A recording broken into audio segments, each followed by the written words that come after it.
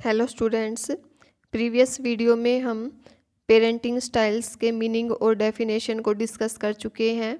आज की वीडियो में हम टाइप्स ऑफ पेरेंटिंग स्टाइल्स को डिस्कस करेंगे।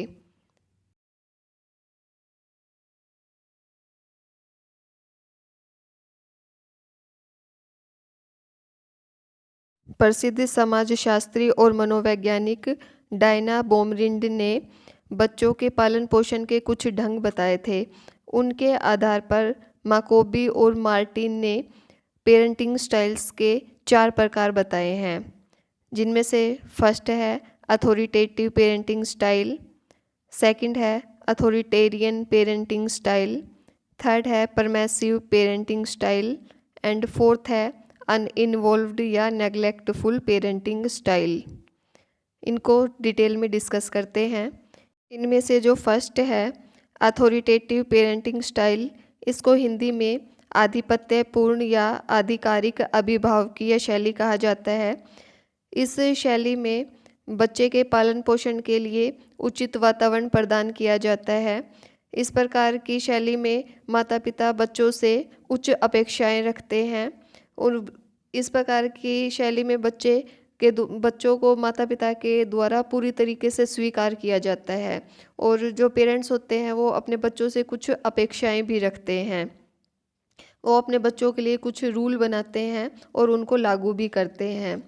इस प्रकार की शैली में जो पेरेंट्स होते हैं वो बच्चों की आवश्यकताओं को समझते हैं और उनको पूरा करने की कोशिश करते हैं। जो पेरेंट्स होते हैं वो बच्चों की जो इच्छाएं होती है, जो रुचियां होती है, उनका ध्यान रखते हैं। जो पेरेंट्स होते हैं वो बच्चों की समस्याओं को समझते हैं, उनको सुलझाने की कोशिश करते हैं। पेरेंट्स बच्चों की फीलिंग्स को भी समझते हैं और उनका सम्मान करते हैं। जो ये शैली होती है इसमें पेरेंट्स के द्वारा बच्चों से कुछ अपेक्षाएं भी रखी जाती है। जैसे कि जो पेरेंट्स होते हैं वो ये चाहते हैं कि जो बच्चे हैं वो अपनी आयु के अनुसार व्यवहार करें और जो पेरेंट्स होते हैं वो ये अपेक्षा रखते हैं कि बच्चे उनके दृष्टिकोण का सम्मान करें, बच्चे पेरेंट्स की भावनाओं को भी समझे। इस शैली में जो पेरेंट्स होते हैं वो ये मानते हैं कि अगर बच्चे को कोई समस्या है तो वो उस समस्या के बारे में अपने पेरेंट्स से बातचीत करे। इस शैली में पेरेंट्स बच्चों को कुछ दंड भी देते हैं, उनको पनिशमेंट देते हैं, तो वो ये अपेक्षा रखते हैं कि बच्चे उस पनिशमेंट को स्वीकार करें। वो जो दंड देते हैं, पनिशमेंट देते हैं, वो कोई ज़्यादा कठोर नहीं देते हैं।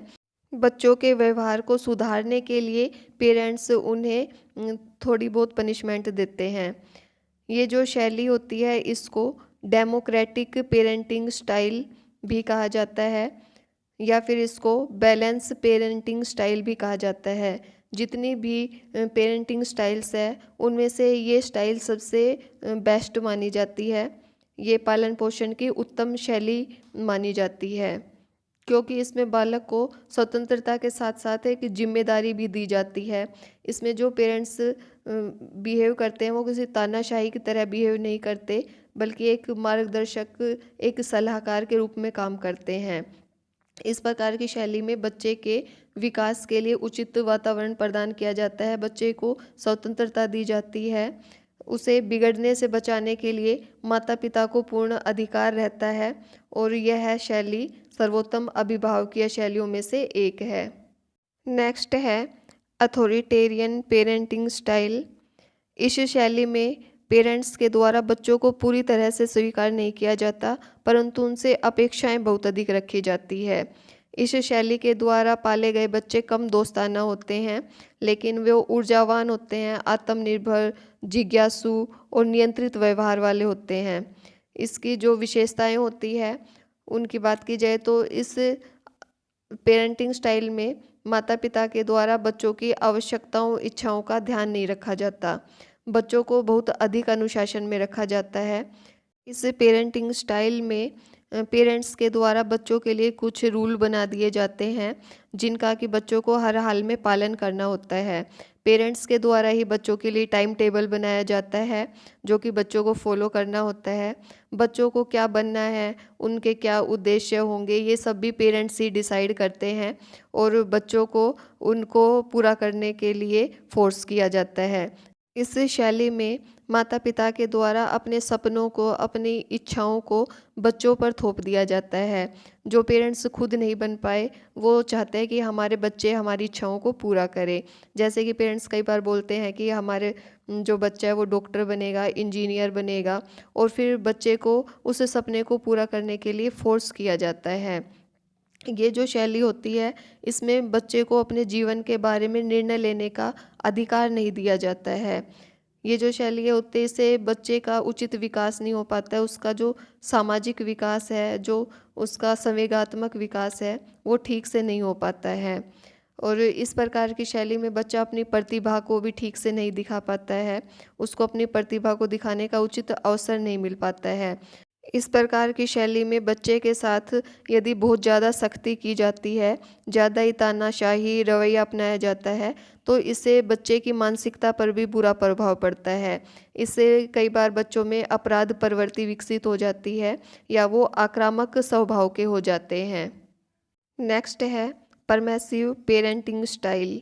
इसको हिंदी में अनुज्ञात्मक या अनुग्रहपूर्ण अभिभावकीय शैली कहा जाता है। इस प्रकार की परवरिश में पेरेंट्स अपने बच्चों को स्वीकार करते हैं परंतु उनसे कुछ भी अपेक्षाएं नहीं रखते हैं, अपने बच्चों से कोई डिमांड नहीं रखते हैं। इस शैली के द्वारा बच्चे विद्रोही, लक्ष्यहीन, आक्रामक, आवेगी और कम आत्मनिर्भर होते हैं। इस प्रकार की शैली की विशेषताएं हैं कि इस प्रकार की शैली में बच्चे को बहुत अधिक प्यार किया जाता है और उनकी सभी बातों को माना जाता है।